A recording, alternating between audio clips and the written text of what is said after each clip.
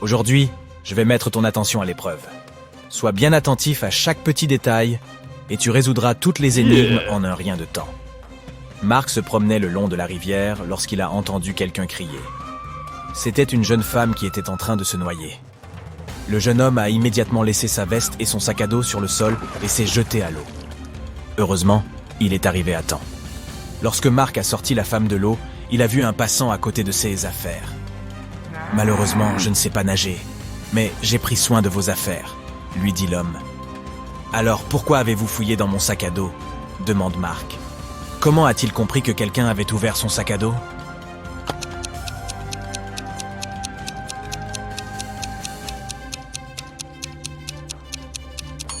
Lorsqu'il a laissé tomber le sac sur le sol, la fermeture éclair se trouvait sur le côté gauche. Mais maintenant, elle est à droite. Par une journée caniculaire, Thomas a fait un pari avec ses amis. Ils se détendèrent dans le jardin en buvant de l'eau et de la limonade. Thomas a dit à ses amis que selon les entreprises qui produisaient l'eau, elle avait un goût différent. « Vous pouvez me bander les yeux. Je vais boire une gorgée de 2 bouteilles d'eau, celle que nous avons sur la table et celle d'un autre fabricant. Je l'ai vue dans la cuisine. Je parie que je serai capable de faire la différence. » Et oui, c'est ce qu'il a réussi à faire. Ses amis sont prêts à donner à Thomas l'argent qu'il a gagné. Mais l'un d'entre eux intervient. « Tu as triché, » dit-il. Pourquoi a-t-il pensé cela ?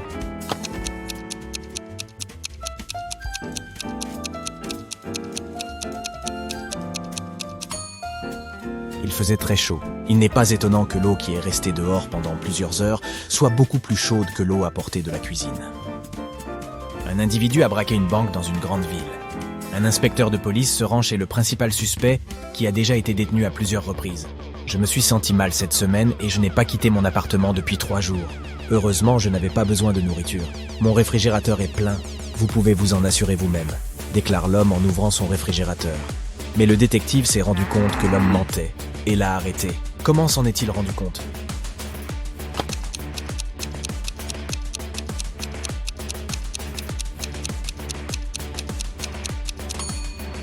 Tout d'abord, le pain posé sur la table a l'air frais. De plus, si l'homme était resté à l'intérieur pendant 3 jours déjà, son réfrigérateur ne serait pas aussi plein. Monsieur Black vendait de magnifiques vases rares.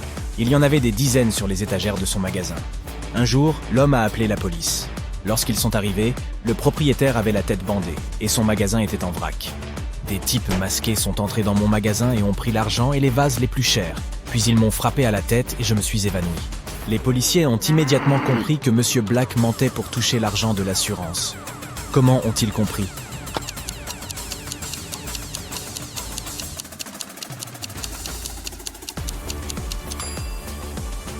Même si la plupart des vases sont sur le sol, ils ne sont même pas fissurés. Or, si les vases étaient tombés des étagères pendant le volume, ils auraient été en 1000 morceaux. Regardez ces 2 blogueurs. Comme vous le voyez, ils semblent tous 2 très populaires. Ils ont également le même nombre de likes. Mais il y a quelque chose qui ne va pas chez l'un des 2. La fille doit cacher quelque chose. Qu'est-ce que c'est ?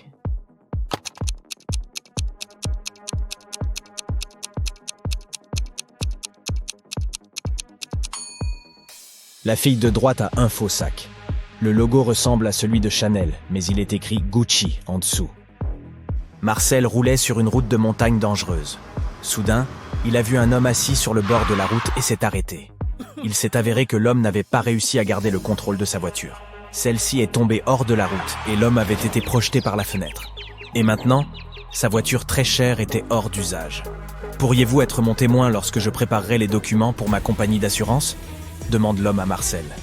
Ce dernier accepte, mais lui demande de lui montrer ce qu'il y a à l'intérieur de la voiture. L'homme sort la clé de sa poche et déverrouille le véhicule endommagé. « Je ne participerai pas à cette escroquerie, » dit Marcel. Pourquoi pense-t-il que l'homme ment ?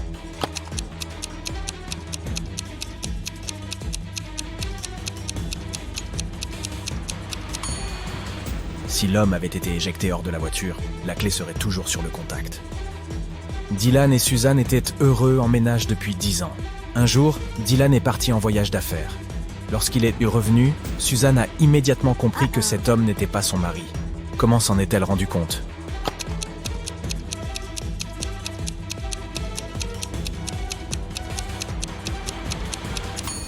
Dylan portait toujours son alliance. Si tu as été attentif, tu as dû la remarquer à son doigt. Mais l'homme qui est revenu vers Suzanne n'avait pas d'alliance. La police a découvert qu'un contrebandier s'apprêtait à quitter le pays par le plus grand aéroport de la ville. Un inspecteur est arrivé sur place et a arrêté 3 personnes qui semblaient suspectes. Regarde-les et essaye de découvrir qui est le contrebandier.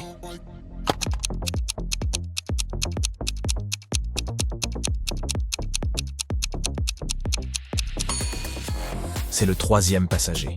Sa valise est remplie de choses totalement aléatoires. Des chaussures de femme, des chaussettes au hasard, une paire de vieux jeans sales et même une perruque. De plus, lorsqu'elle est fermée, la valise semble beaucoup plus grande que lorsqu'elle est ouverte. Michel, le mari de Sarah, était un cycliste professionnel. Il s'apprêtait à participer à un tournoi cycliste difficile. « Je te promets de t'apporter le bouquet qu'on donne aux vainqueurs », dit Michel à Sarah. 4 heures plus tard, il revient avec de magnifiques fleurs. Mais Sarah a tout de suite compris que Michel n'avait pas gagné le tournoi. Comment s'en est-elle rendue compte ?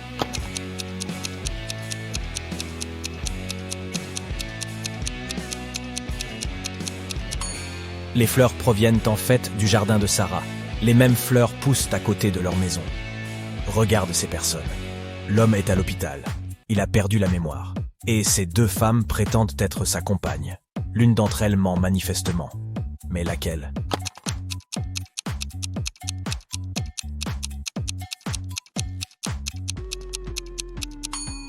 La femme de gauche ment. S'ils étaient mariés, ils auraient des alliances à leurs doigts. Il y a 3 personnes. L'un d'eux ment. Qui est le menteur ?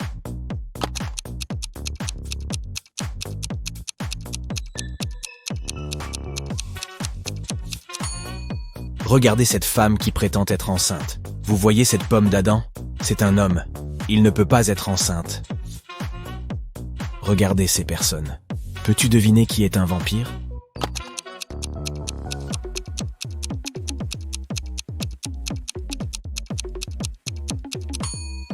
C'est cet homme. Tu vois ces crocs ? C'est effrayant. Laquelle de ces filles est la femme de l'homme ?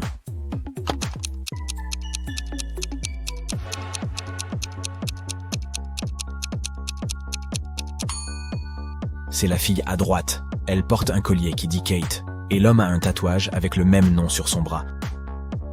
Un vigile interpelle un homme qui sort d'un magasin de vêtements. La vendeuse prétend que vous avez volé une paire de gants de luxe. Ce sont mes gants. Je les ai depuis longtemps. Mais l'agent de sécurité comprend immédiatement que l'homme ment. Comment cela se fait-il ?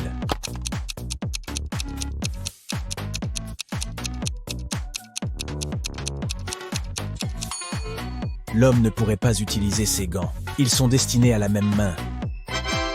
Rachel est arrivée en finale d'un jeu télévisé. Lors du dernier tour, elle peut gagner un lingot d'or, mais seulement si elle réussit à l'attraper. L'un des lingots se trouve dans un récipient contenant de l'eau bouillante. Le bocal contenant le 2e lingot est rempli d'acide fort. Et dans le 3e bocal, il y a des scorpions venimeux. Quel récipient Rachel doit-elle choisir ?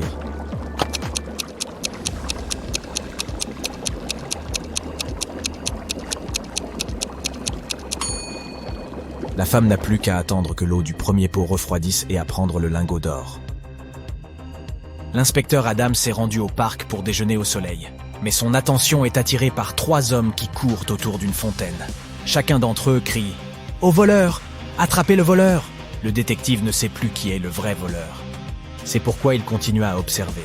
Au bout d'un certain temps, la distance entre les hommes s'est réduite. L'inspecteur Adams a immédiatement compris qui était le véritable voleur. Pouvez-vous le découvrir vous aussi ?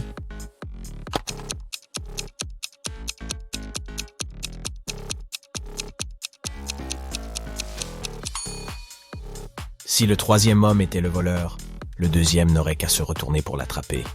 Il en va de même pour le 2e homme. C'est donc l'homme qui court le premier qui est le criminel. S'il pleut à minuit, peux-tu espérer que dans 72 heures, il fera beau ?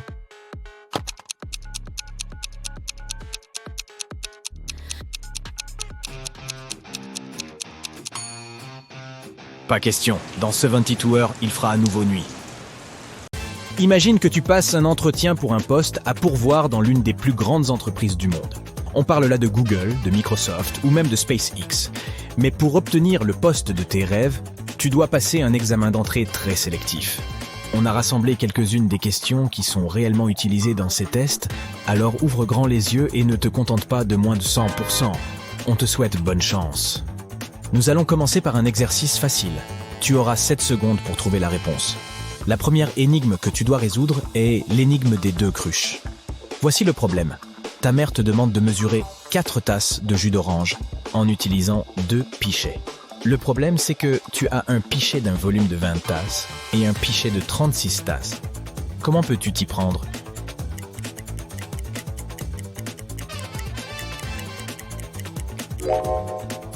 Commence par verser le jus d'orange dans le petit pichet. Ensuite, verse tout le jus de celui-ci dans le pichet de 36 tasses. De cette façon, l'espace vide du grand pichet te donnera 16 tasses. Ensuite, tu peux remplir le pichet de 20 tasses avec plus de jus et verser ce liquide dans le pichet de 36 tasses. De cette façon, tu rempliras entièrement ce dernier. Et ce qui restera dans le petit pichet sera les 4 tasses de jus que ta mère t'a demandé. C'est astucieux, non? Passons à la deuxième épreuve. Supposons que ta chambre dispose de 3 interrupteurs et que l'un d'entre eux soit destiné au ventilateur de la chambre voisine. Tu ne peux pas voir si le ventilateur est allumé ou éteint, à moins de sortir de ta chambre. Tu as compris? On a donc besoin que tu calcules le nombre minimum de fois où tu devras entrer dans la pièce voisine pour identifier le bon interrupteur qui permet d'allumer le ventilateur.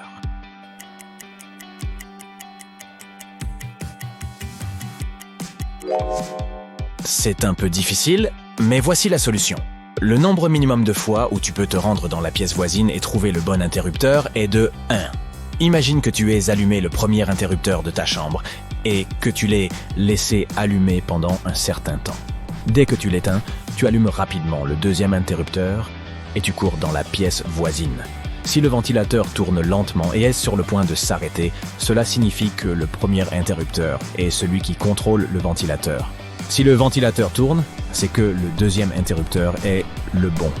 Et si le ventilateur ne bouge pas du tout, c'est qu'il s'agit du troisième interrupteur depuis le début.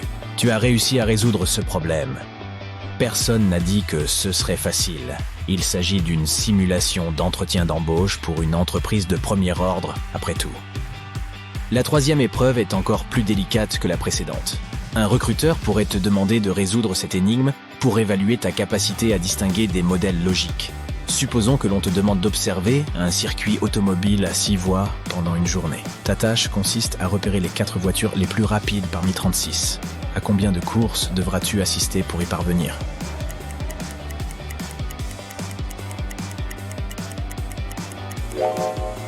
Voici ce que tu pourrais faire. Organise 6 courses de voitures différentes, en regroupant 6 voitures par course. Après avoir déterminé le vainqueur de chacune de ces courses, tu organises une autre course avec les 6 finalistes. Le gagnant de cette course sera le véhicule le plus rapide de tous. Ensuite, tu places les 2e, 3e et 4e voitures en fonction de leur performance lors de la dernière course. Au bout de cette course, tu auras déterminé les 4 voitures les plus rapides sur 36. C'est bien si tu as trouvé cette solution.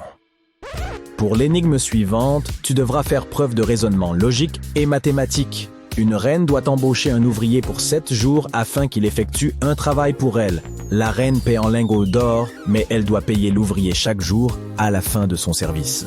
Si la reine ne peut pas faire plus de 2 coupes dans son lingot d'or, comment peut-elle payer à l'ouvrier le montant correct 7e partie du lingot d'or à la fin de chaque journée de travail?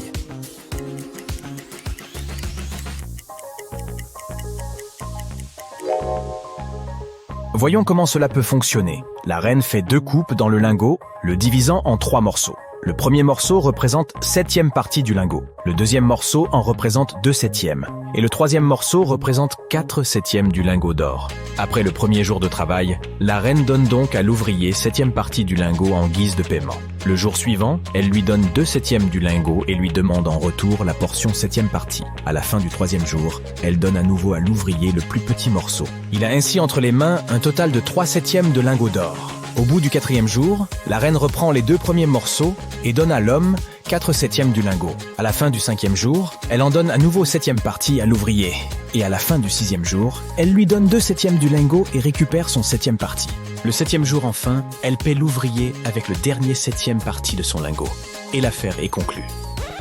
prêt pour la dernière épreuve du premier niveau? Si tu as répondu correctement à toutes les questions jusqu'à présent, on peut déjà dire que tu fais partie d'un groupe de personnes très spéciales. Bonne chance pour la prochaine énigme.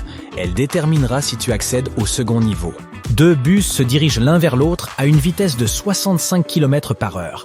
Ils sont séparés par une distance de 65 km. Un oiseau fait des allers-retours, se pose sur le bus, un puis sur le bus, deux à une vitesse de 80 km/h. Au moment où les deux bus se croisent, combien de kilomètres le petit oiseau aura-t-il parcouru?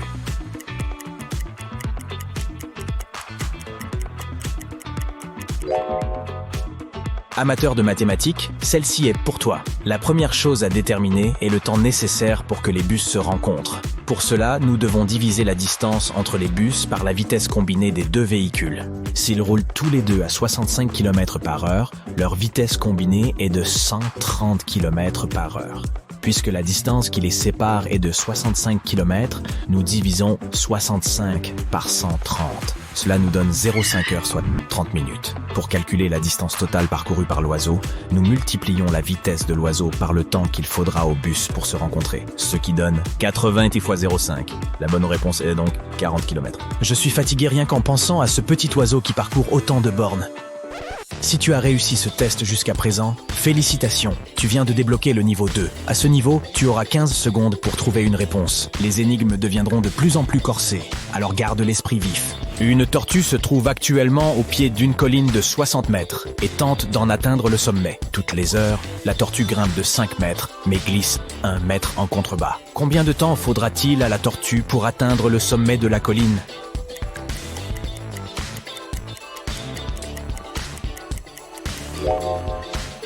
Voici le raisonnement derrière cette énigme. Chaque heure, notre tortue grimpe au total de 4 mètres, n'est-ce pas? Puisqu'elle escalade 5 mètres et retombe 1 mètre, il lui faudra 15 heures pour atteindre le sommet de la falaise. Car 15 multiplié 4 égale 60. Ce n'était pas si mal, hein? Les questions de ce type permettent aux recruteurs de tester ta capacité à résoudre des problèmes liés aux chiffres. Tu sais, si tu veux travailler dans une entreprise d'aérospatiale, tu devrais probablement être très, et je dis bien très, doué pour les chiffres. L'énigme suivante est l'une des préférées d'Elon Musk. Elle est brève mais compliquée. Si quelqu'un ici rêve de devenir un employé de SpaceX, il a intérêt à savoir résoudre cette énigme. Imagine que tu te trouves à la surface de la Terre. Tu marches 1 km au sud, 1 km à l'ouest et 1 km au nord. Tu te retrouves exactement à ton point de départ. Où es-tu ?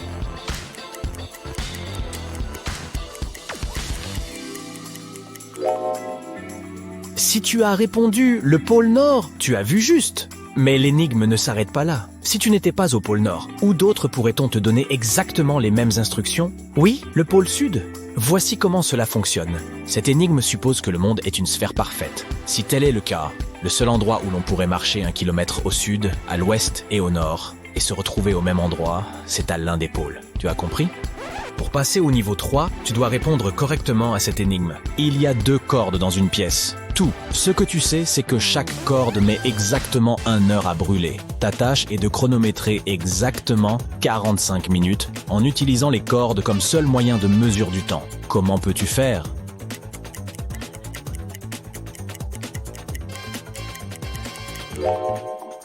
Voici comment procéder. Tu dois allumer les 2 extrémités de la première corde et une extrémité de la seconde. En 30 minutes, la première corde aura complètement brûlé parce qu'elle se consume 2 fois plus vite avec les 2 extrémités allumées. Ensuite, tu dois allumer la seconde extrémité de la deuxième corde. Il restait encore 30 minutes à cette dernière pour brûler, mais en allumant son autre extrémité, la corde brûlera à présent 2 fois plus vite, c'est-à-dire en 15 minutes. Voilà, tu as mesuré 45 minutes sans l'aide de la moindre horloge. Bien joué, petit génie! Tu viens d'atteindre le niveau 3. Si j'étais le recruteur, je te donnerais probablement déjà le job. Mais juste pour le plaisir, tâche de répondre correctement à toutes les questions, d'accord? Ces dernières énigmes sont beaucoup plus spécifiques à certains postes. Et comme toutes les questions de cette vidéo, elles ont été utilisées dans de vrais entretiens d'embauche. Nous t'entraînons donc à réussir tes futurs entretiens. Par exemple, si tu postules à un poste à la banque JP Morgan, voici le type de questions auxquelles tu devras répondre. Combien y a-t-il de lampadaires à New York? Peux-tu trouver le nombre avant la fin du temps imparti?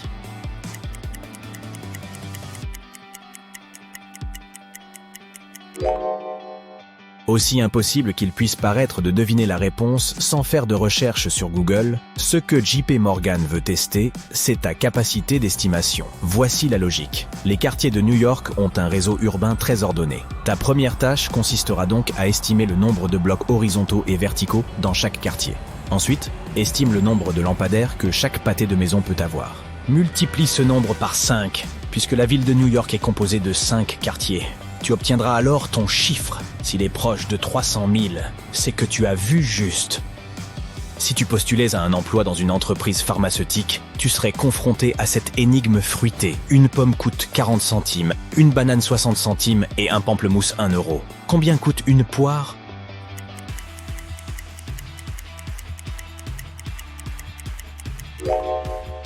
Je n'ai pas pu m'empêcher de la relire plusieurs fois avant de savoir quoi faire. La clé pour répondre à cette énigme est de se concentrer sur les voyelles. Si tu demandes 20 centimes par voyelle, le mot « pomme » à 2 voyelles coûtera 40 centimes. Selon la même logique, la banane à 3 voyelles coûtera 60 centimes et le pamplemousse à 5 voyelles coûtera 1 euro. Dans ce scénario, une poire coûtera donc 60 centimes. Voilà ta réponse. Tu es arrivé à la fin de ce test. Vérifie tes aisselles. Si tu transpires à grosses gouttes, cela signifie probablement que tu as fait du très bon travail. Pour terminer, voici une question intéressante qu'une entreprise technologique pose à 16 candidats. Comment décrirais-tu Internet à quelqu'un qui vient de se réveiller d'un coma de 30 ans ?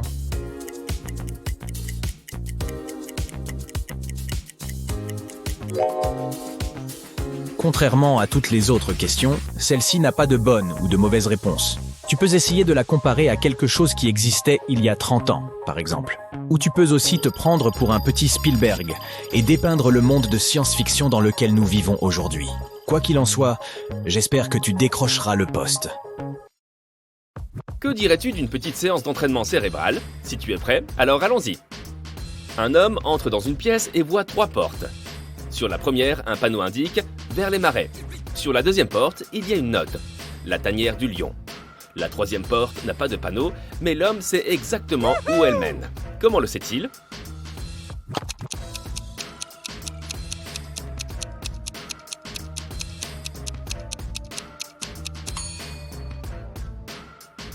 C'est la porte par laquelle il est entré. Tu rentres de ta pause déjeuner et tu découvres quelqu'un a volé 50 € dans ton sac. Il y a 4 suspects. Mila, Henri, Jacques et Victoria. Lorsque tu les interroges sur l'argent disparu, Mila répond qu'elle ne l'a pas pris. Henri dit qu'il est presque sûr que Jacques a l'argent. Jacques s'écrie « Impossible, Henri ment !» Et Victoria suggère que Mila dit la vérité. Une seule de ces personnes ne ment pas. Qui a volé ton argent ?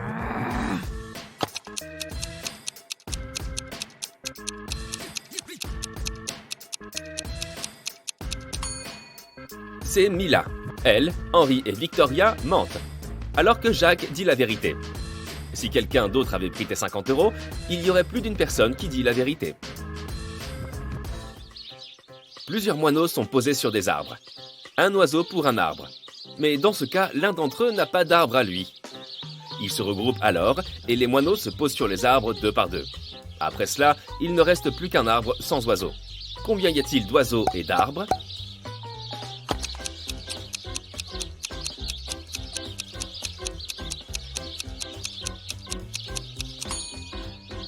Il y a 4 moineaux et 3 arbres. 3 célèbres détectives se rendent dans un café pour discuter d'une affaire délicate. Le serveur s'approche d'eux et leur demande « Est-ce que tout le monde veut du café ?» Le premier détective répond « Je ne sais pas ». Le deuxième détective répond « Je ne sais pas ». Et le troisième détective dit « Oui ».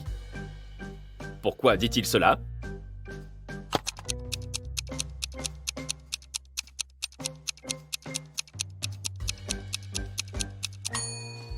Tous les détectives voulaient prendre un café.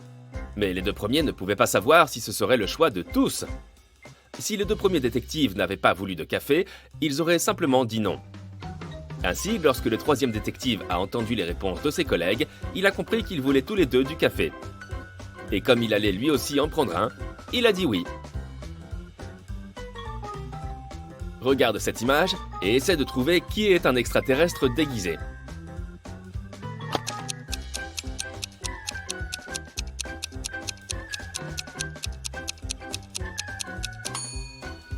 C'est le type à la chemise jaune.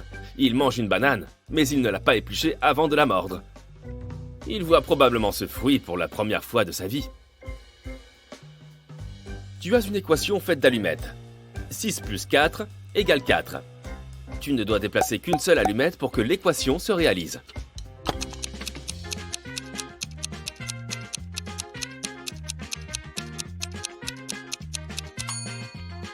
Il te faut prendre une allumette du signe plus et l'ajouter à 6 pour obtenir 8.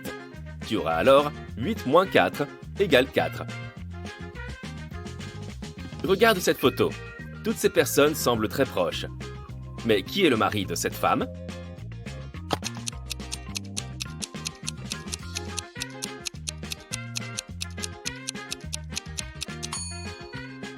C'est le type à droite. Il est le seul à porter une alliance. L'énigme suivante permet de vérifier ton degré d'attention. Qui est son mari ?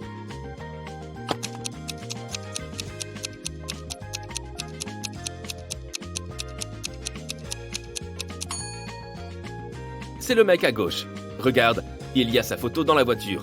C'est en fait lui le propriétaire du véhicule.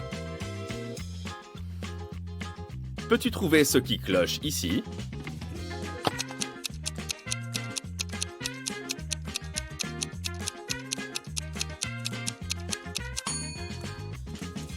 On dirait bien que ces gars portent des smartwatches. Attention détective, ta prochaine tâche est de comprendre où se cache le criminel.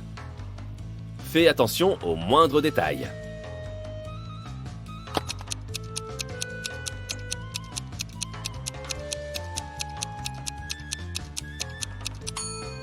Le criminel se trouve dans la maison A. La voiture à côté de cette maison est garée de manière à permettre aux bandits de s'enfuir le plus vite possible. Peux-tu trouver laquelle de ces personnes court le plus grand danger ?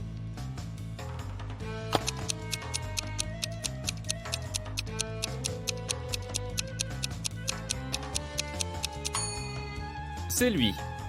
Cette grosse stalactite est sur le point de lui tomber sur la tête. La personne dans la voiture jaune conduit-elle bien ou mal ?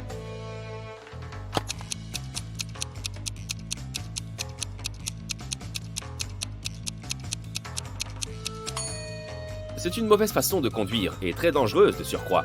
La voiture roule très lentement et pour la dépasser, le conducteur suivant devra passer de la voie de gauche à la voie de droite, ce qui peut facilement provoquer un accident. Comment peut-on passer de 98 à 720 en utilisant une seule lettre ?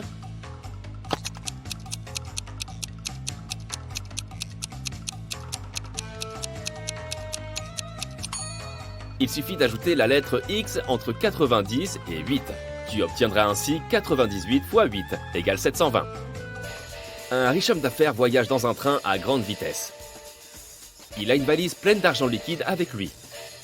Le train traverse une région montagneuse avec de nombreux tunnels. Lorsque le train ressort de l'un d'entre eux, l'homme d'affaires s'aperçoit que sa mallette a disparu. Il n'y a que 4 autres passagers dans le wagon. Mathieu dit qu'il vient de rompre avec sa petite amie et qu'il ne s'est pas soucié de ce qui s'est passé autour de lui. Joseph dit qu'il a acheté un roman de son auteur préféré à la gare et qu'il était plongé dans sa lecture. Zoé a dit qu'elle n'a rien vu. Elle avait les yeux larmoyants, irritée par la fumée qui s'échappe du train. Et Ellie affirme qu'elle a fait la sieste avec son masque de sommeil. Alors, peux-tu trouver qui a dérobé la valise de l'homme d'affaires ?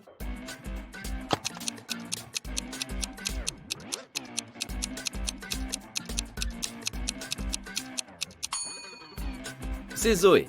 Les trains modernes à grande vitesse sont électriques et ne produisent pas de fumée. Tu as un sac rempli d'oranges. Tu dois utiliser ces oranges pour remplir 2 autres sacs de la même taille. Comment peux-tu t'y prendre ?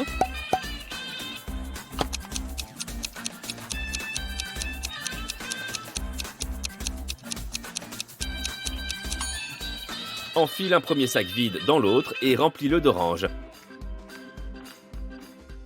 L'inspecteur Marcus ainsi qu'un passant sont témoins d'un accident de voiture.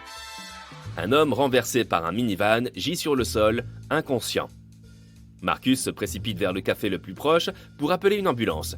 À son retour, le passant lui dit que l'homme s'est retourné sur le dos, mais qu'il n'a pas repris ses esprits. Après avoir observé la scène pendant quelques secondes, le détective lui dit « Vous feriez mieux de rendre tout ce que vous avez pris à cet homme. » Pourquoi dit-il cela ?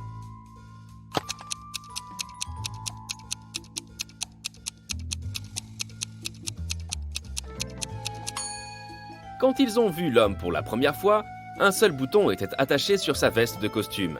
Mais maintenant, ce sont 2 boutons. Le passant a dû ouvrir sa veste pour y chercher un portefeuille et l'aura mal reboutonné. Imagine maintenant que tu es perdu dans la forêt par une nuit d'hiver glaciale. Tu te rends compte que tu n'as rien pour te réchauffer. 3 possibilités s'offrent à toi. Rester où tu es et appeler de l'aide. Continuer de marcher jusqu'à ce que tu ressortes de la forêt. Continuer, mais en faisant de petites pauses, en t'asseyant sur la neige et en te recouvrant de quelques branches. Que dois-tu choisir ?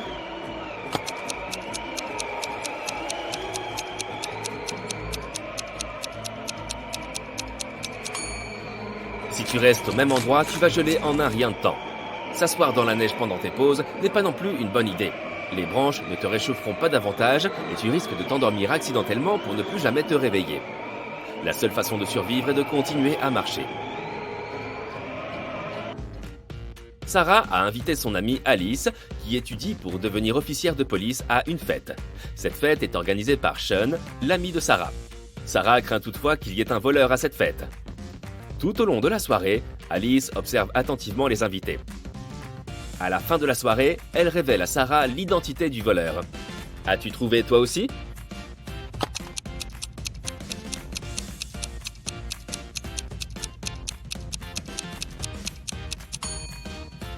Ce n'est autre que l'hôte, Sean. Au début de la fête, l'un de ses invités avait une montre au poignet. Et cette femme avait un magnifique collier.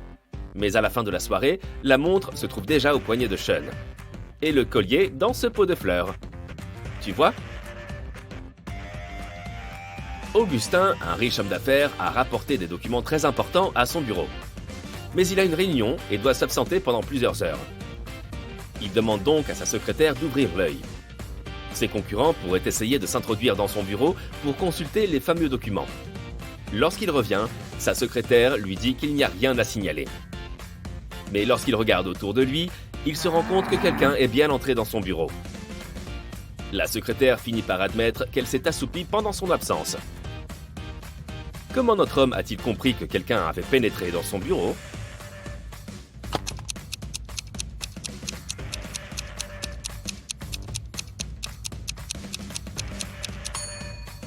Le globe terrestre sur la table est maintenant tourné dans l'autre sens. Regarde attentivement ces gens. À qui appartient ce chien ?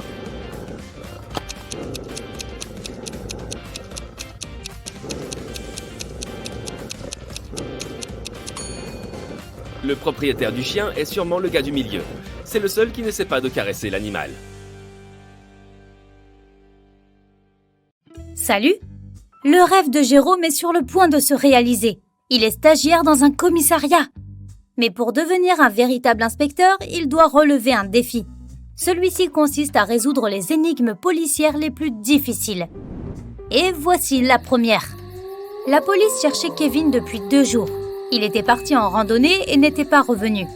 Finalement, on le retrouva. Quelqu'un l'avait frappé à la tête et l'avait laissé pour mort dans les buissons. Avant de perdre connaissance, Kevin ne réussit à dire que le mot « ami » d'une voix faible. Les policiers avaient 3 suspects, qui étaient tous des amis de Kevin. Xavier dit qu'il avait passé ces derniers jours au travail à se préparer pour une conférence. Jérémy dit aux inspecteurs qu'il s'était foulé la cheville et qu'il était resté au lit pendant 4 jours. Et William expliqua qu'il était allé à New York pour des affaires. Il montra même sa carte d'embarquement aux policiers. Qui est derrière l'accident de Kevin ?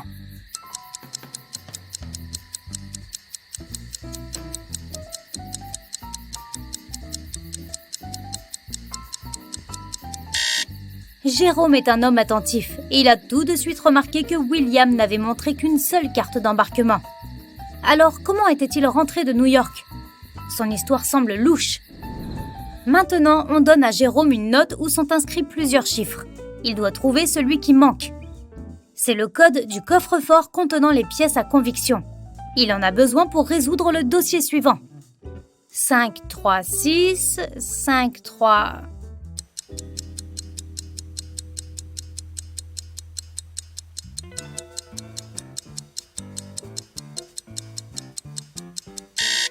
Jérôme n'a pas eu besoin de beaucoup de temps pour comprendre que le numéro manquant était le 7. Il fallait simplement faire suivre 536 par 537. Le coffre est ouvert. Jérôme voit un dossier portant le nom de l'énigme qu'il doit maintenant résoudre. Monsieur Leblanc, un riche homme d'affaires, a disparu de sa chambre, mais il a réussi à laisser un mot.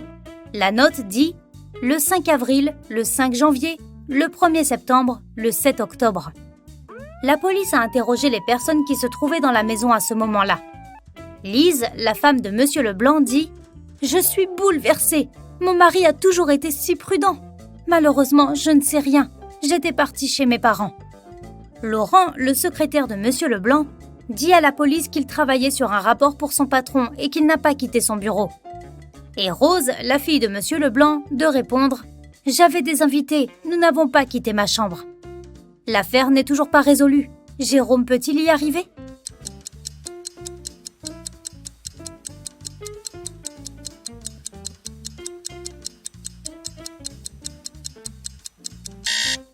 La personne responsable de la disparition de Monsieur Leblanc est sa femme. Le 5 avril correspond à la lettre L, le 5 janvier, I, le 1er septembre, S et le 7 octobre, E. En réunissant les lettres, on obtient Lise. Le lendemain, Jérôme interrogeait Marie, une suspecte dans une affaire de contrebande. La jeune femme refusait de parler. À un moment donné, elle cria « Je vais plonger tout de suite mon téléphone dans cette tasse remplie de café et vous ne découvrirez jamais la vérité !» Mais Jérôme fut parfaitement indifférent à sa menace. Pourquoi ?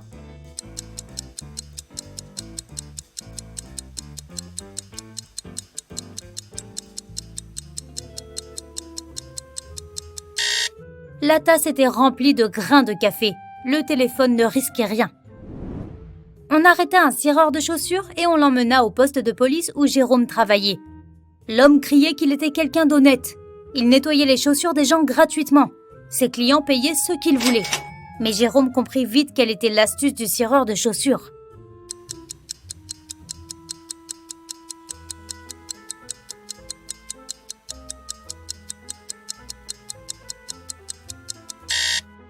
L'homme nettoyait une seule chaussure gratuitement. Comme personne ne désire avoir l'air peu soigné avec une seule chaussure propre, les gens payaient pour que le cireur fasse briller l'autre. Un jour, le patron de Jérôme appela sa femme pour lui dire qu'il rentrerait à la maison à 8h.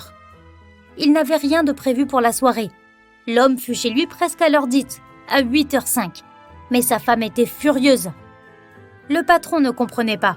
Quand il arriva au travail le lendemain, il demanda à Jérôme de lui expliquer pourquoi sa femme était si fâchée.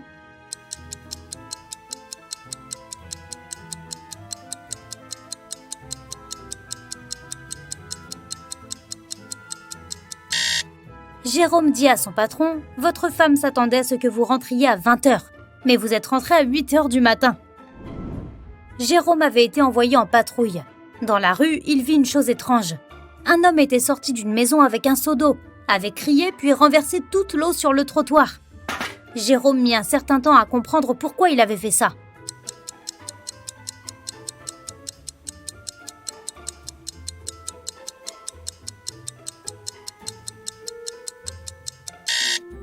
L'homme avait prévu de laver sa voiture et il venait de s'apercevoir qu'on la lui avait volée. Un jour, une banque fut dévalisée. La police soupçonnait qu'un des agents de sécurité de la banque avait aidé les criminels. On demanda à Jérôme d'en interroger 3 d'entre eux. Le premier garde lui dit qu'il avait entendu des cris et s'était précipité sur place. Mais le temps qu'il arrive, les criminels étaient déjà partis. Le deuxième agent de sécurité lui expliqua qu'il était en train de boire un café et qu'il n'avait rien entendu. Et le troisième gardien lui dit qu'il avait couru après les voleurs. Mais il avait dû refaire son lacet. Sans réfléchir, il s'était accroupi près d'une sortie de secours. À ce moment précis, la porte s'était ouverte et l'avait frappé à la tête. Quand il était revenu à lui, les criminels avaient disparu. Jérôme comprit immédiatement quel gardien était coupable. Sauras-tu le deviner ?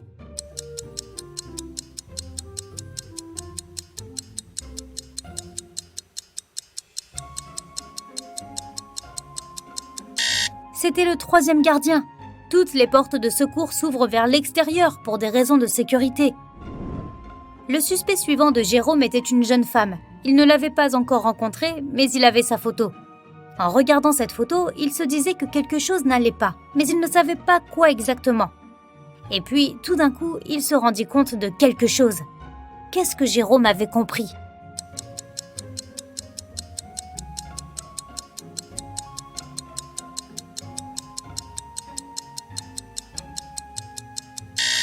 La jeune femme se trouvait à l'intérieur de la maison, mais la porte était bloquée de l'extérieur. Comment était-elle entrée et sortie ? Par la fenêtre du premier étage ? Peu probable. Un criminel notoire s'était échappé d'une tour de 46 mètres de haut. Quelqu'un avait réussi à lui procurer une paire de ciseaux et une corde. Jérôme découvrit que la corde ne faisait que 23 mètres de long et que le criminel l'avait coupée au milieu. Notre futur inspecteur devait maintenant comprendre comment l'homme avait pu s'enfuir de cette façon.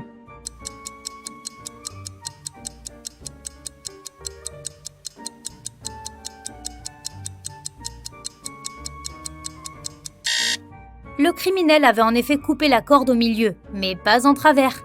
Il avait découpé la corde en longueur, attaché ses 2 moitiés et était descendu sans problème. Une nouvelle affaire pour Jérôme. Martin a acheté une voiture en septembre et maintenant, 1 mois plus tard, elle a été volée. Les 4 suspects sont des amis de Martin. Le crime a eu lieu mercredi à 22h. À ce moment-là, Alain jouait au badminton dans le parc. Nathalie rentrait du travail en voiture. Robert était allé se promener avec son chat. Et Rose faisait des courses. Qui était derrière le vol de la voiture ?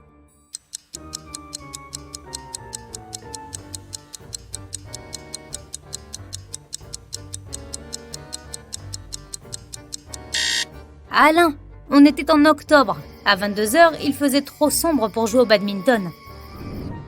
Un document important avait disparu et Jérôme devait le retrouver avant que son patron ne revienne de ses vacances. Notre homme découvrit que seules 3 personnes pouvaient avoir pris le document. Au moment de la disparition des papiers, Raymond était dans son bureau en train d'analyser un nouveau dossier. Jean-Jean prenait une douche avant son entraînement quotidien à la salle de sport. Et Laure était au club de tir. Qui avait pris le document ?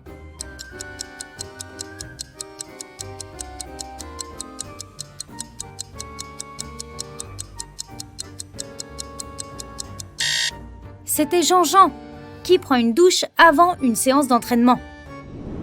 Les autorités aéroportuaires soupçonnaient qu'un trafiquant d'or allait passer par leur aéroport. Jérôme y fut envoyé pour aider. On arrêta le suspect à la douane. Mais malgré tous leurs efforts, les agents de sécurité ne trouvèrent rien de suspect dans sa valise.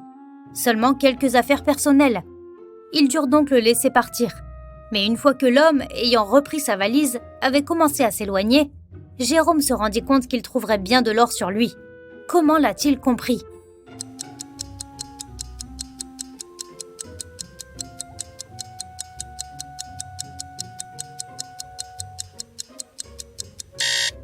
Il n'y avait que quelques objets dans la valise, ce qui signifie que l'homme aurait dû la porter avec aisance. Mais il se servait de ses 2 mains pour la transporter.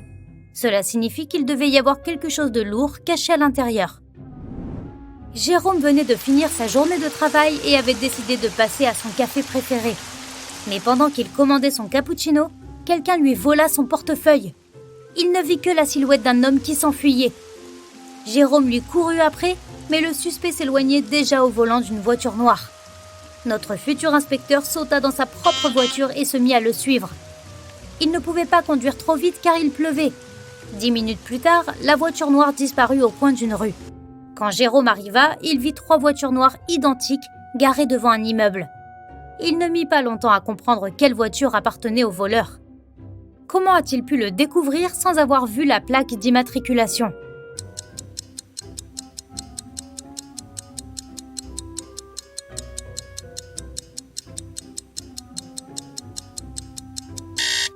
Le sol sous la première et la 3e voiture était sec, mais sous la 2e voiture, il était mouillé. Cela signifie que son propriétaire venait d'arriver. Un homme arriva au commissariat et on envoya Jérôme pour l'interroger. Il prétendait qu'on lui avait vendu une fausse pièce. Le vendeur lui avait dit qu'elle était ancienne et l'homme l'avait cru. Mais quand il était rentré chez lui, il s'était rendu compte qu'il avait été arnaqué. Jérôme jeta un seul coup d'œil à la pièce et fut d'accord avec l'homme. Pourquoi ?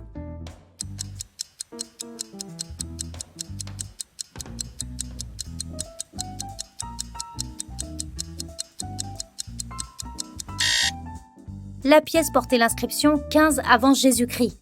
Mais les gens qui l'avaient fabriquée ne pouvaient pas savoir que nous compterions les années à partir d'une date ultérieure.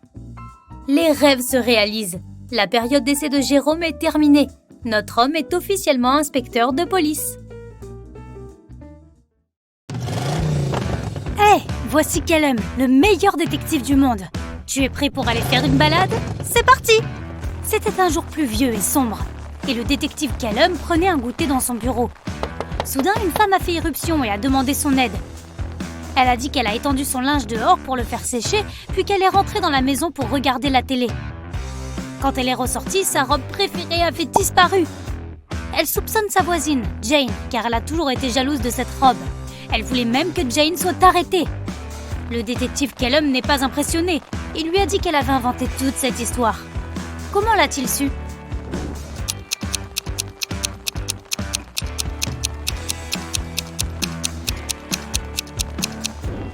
C'était un jour de pluie. Qui serait assez idiot pour accrocher son linge dehors ? Dans la ville, il y avait une voleuse très rapide. Elle courait si vite que personne ne réussissait à l'attraper. Après un heureux hasard, la police a vu une femme entrer par la fenêtre d'un magasin. Ils ont alors encerclé le magasin. À l'intérieur, il y avait 3 femmes. On a appelé le détective Callum pour les interroger et identifier la voleuse. Quand le détective est arrivé, il n'a même pas eu besoin de poser une seule question. Il savait exactement laquelle était la voleuse. Le saurais-tu aussi ?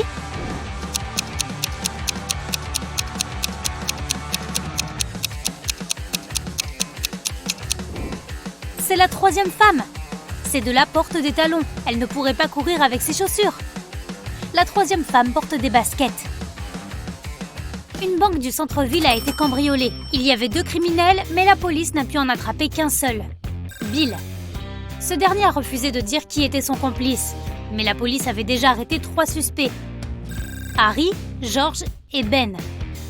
Ils ont appelé leur ami de confiance, le détective Callum. Le détective a seulement eu besoin de 5 secondes pour résoudre l'affaire. Je t'en donne 7.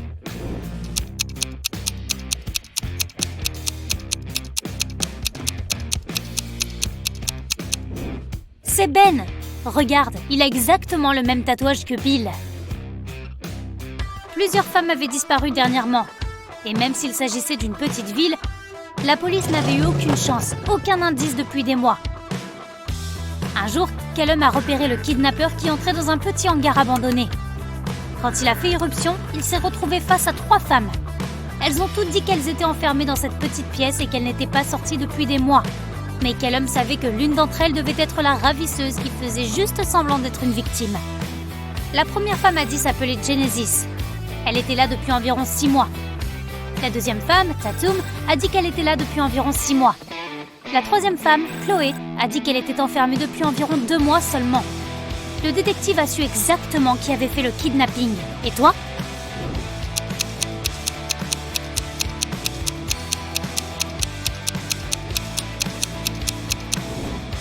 C'est Tatum. Regarde ses ongles, elle a une manucure récente. 6 mois ? Ouais, c'est ça. Le propriétaire d'un magasin de glace a déclaré un vol. Quelqu'un a volé tout l'argent de la caisse. Il n'était parti que 2 minutes. Le détective Callum est arrivé 20 minutes plus tard. Il y avait 3 personnes à l'intérieur. Ainsley a dit qu'elle parlait au téléphone avec un ami et qu'elle n'avait rien vu. Rhett a dit qu'il venait d'arriver il y a quelques minutes. Joshua a dit qu'il ne faisait pas vraiment attention et qu'il n'a rien remarqué. Alors, peux-tu trouver qui ment ? Qui a volé l'argent ?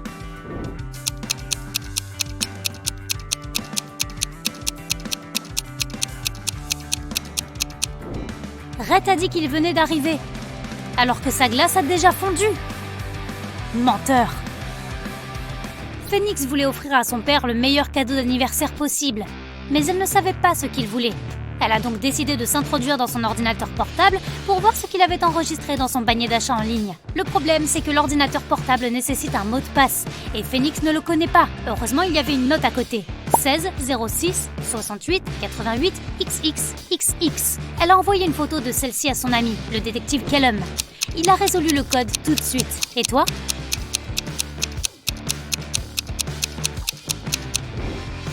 La note n'a pas de sens parce qu'elle est à l'envers. Retourne-la et tu verras une séquence de chiffres. 88, 89, 90, 91. Les chiffres qui la précèdent sont 86 et 87. Le mot de passe est 86, 87. Le détective Callum s'est rendu dans une petite ville voisine, où des jeunes femmes étaient kidnappées quotidiennement. 4 avaient déjà disparu. Elles vivaient toutes dans la même rue. Leurs noms étaient Ava, Bella, Céleste et Daphné. Il ne restait plus que 3 femmes dans la rue. Eva, Riley et Georgia. Callum devait agir vite. Qui serait la prochaine cible ?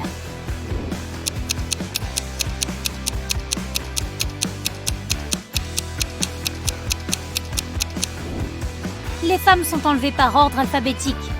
A, B, C, D. La prochaine cible sera Eva. Le manoir de Monsieur Coleman a été cambriolé pendant qu'il était en vacances. Il a immédiatement appelé le détective Callum. Tous ceux qui étaient allés à la maison ont été interrogés. Sydney, sa sœur, a dit qu'elle était allée à la maison quelques fois pour chercher ses papiers sur le bureau de Monsieur Coleman. Samantha, la jardinière, a dit qu'elle venait chaque semaine pour arroser les plantes. Asher, le nettoyeur, a dit qu'il venait tous les vendredis pour nettoyer la maison. Callum a trouvé leurs 3 empreintes digitales sur le bureau de Monsieur Coleman. Il savait maintenant exactement qui était le voleur. Qui ?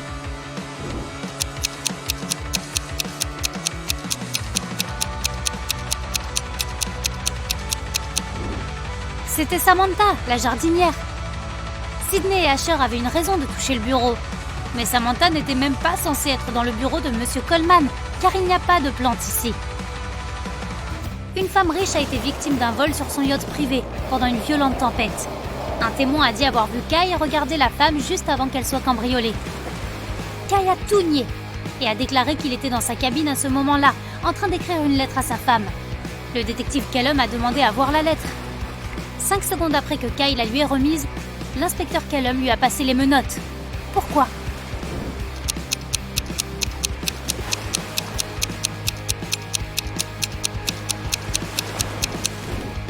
Kai a dit qu'il a écrit la lettre pendant la tempête. C'est impossible que son écriture soit aussi soignée alors que le yacht entier se balançait dans tous les sens.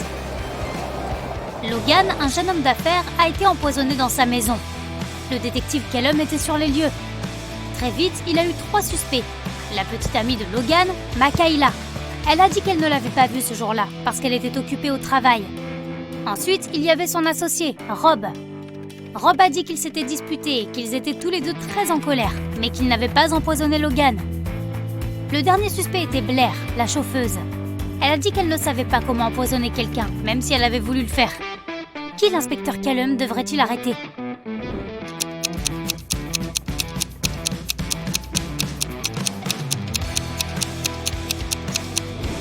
Regarde, il y a du rouge à lèvres frais sur la chemise de Logan. Il correspond à celui de Makayla. Mais elle a dit qu'elle ne l'avait pas vu ce jour-là. C'est suspect. Héloïse a trouvé son amie, Fleur, empoisonnée dans sa chambre. Elle a appelé Callum et lui a dit qu'elle passait devant la maison de sa copine et avait vu que sa lumière était allumée. Elle lui a envoyé un message, mais Fleur n'a pas répondu. Très inquiète, elle a cassé une fenêtre, est entrée et l'a trouvée par terre. Mais le détective Callum ne l'a pas cru. Il l'a immédiatement arrêtée pour avoir empoisonné son amie. Pourquoi ?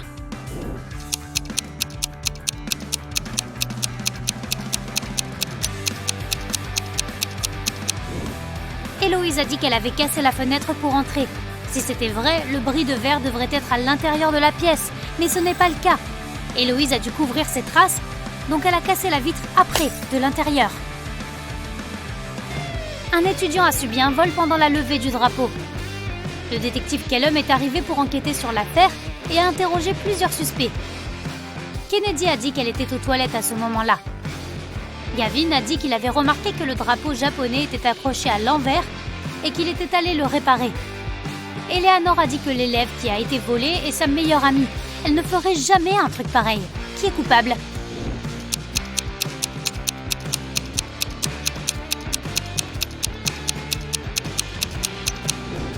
C'est Gavin.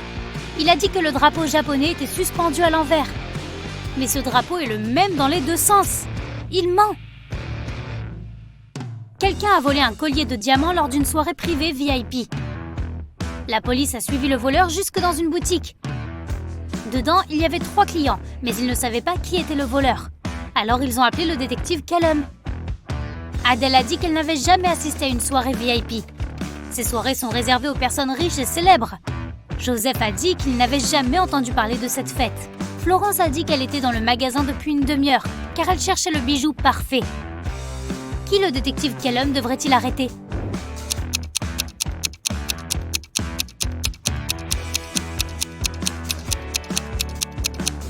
Adèle. Elle porte un bracelet et des boucles d'oreilles en or. On dirait qu'elle était à un événement très chic. Peut-être une fête VIP? Le détective Callum a appris qu'une espèce extraterrestre avait atterri sur Terre. Il avait une mission spéciale, repérer les aliens et rapporter cette information. Il est entré dans un café... Ah ah! Il en a repéré un! Qui soupçonne-t-il?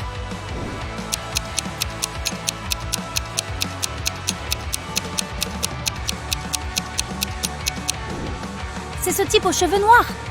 Il a 6 doigts. Monsieur Brown, un riche homme d'affaires, a été cambriolé hier soir. Le détective Callum est arrivé dès que possible et a interrogé 3 voisins de Monsieur Brown. Madame Jonas a dit qu'elle était rentrée tard hier soir et qu'elle était allée directement au lit. Monsieur Paulson a dit qu'il avait toujours voulu voir l'océan. Alors il était parti en vacances en Bolivie. Il venait juste de rentrer depuis 1 heure. Monsieur Tanner a dit qu'il avait passé toute la journée à travailler dans le jardin et qu'il s'était couché vers 20h. Qui le détective Callum a-t-il arrêté?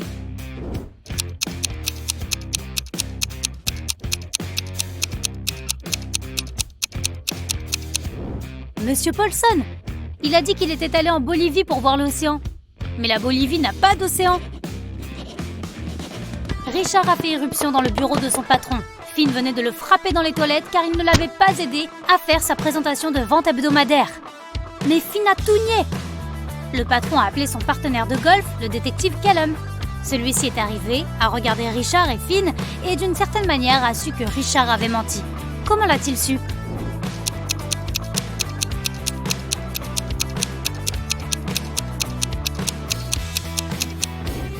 L'hématome de Richard est sur le côté droit de son visage. Finn mange un sandwich et le tient dans sa main droite. Il est droitier. Si Finn avait vraiment frappé Richard, l'hématome serait sur le côté gauche de son visage.